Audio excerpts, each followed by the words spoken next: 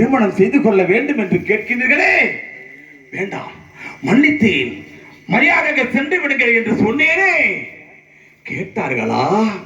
இல்லையே, கேட்கவில்லையே. பிறகு என்ன வேண்டும் என்று கேட்டேன்.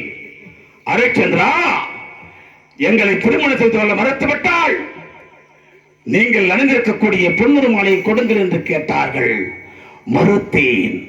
பூச்சக்கர கொடை வேண்டும் என்று கேட்டார்கள். அதையும் மறுத்தேன். இறுதியாக என்ன தெரிவித்தார்கள் தெரியுமா? திருமணம் செய்து கொண்டதாக, பூச்சக்கர கொடை கொடுத்ததாக, பொன்னுரு மாலை அளித்ததாக தாங்கள் நாவால் ஒரு அபத்தம் என்ற வார்த்தை தெரிவித்தார்.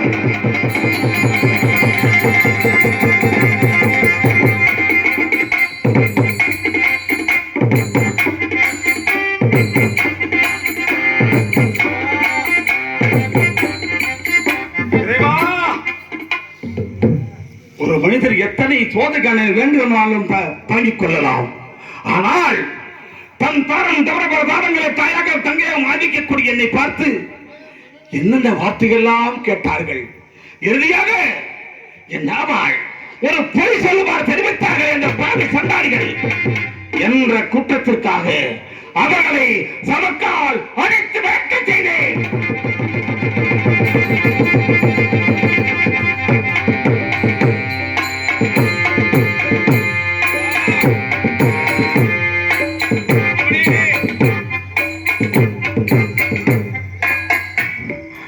அவர்களை அடித்து துரத்திய பிறகு அரண்மனை வீட்டிருக்கின்ற வேளையிலே விஸ்வாமித்திரனுடைய ஓங்காரம் என்ற சத்தத்தோடு கிடையாது என்று ஓடி வந்தார். என்னுடைய மணிபூரத்தை உடைத்து பாடிய வல்லவன்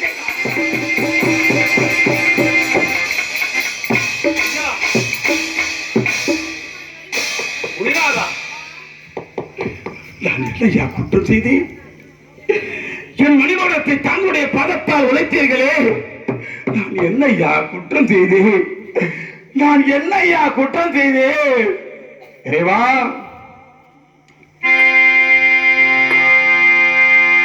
யாதொரு குற்றம் தன்னை அடைய நான் செய்ததில்லை. தீதொரு கோபத்தால் என் சிறந்தனை உதைத்ததாலே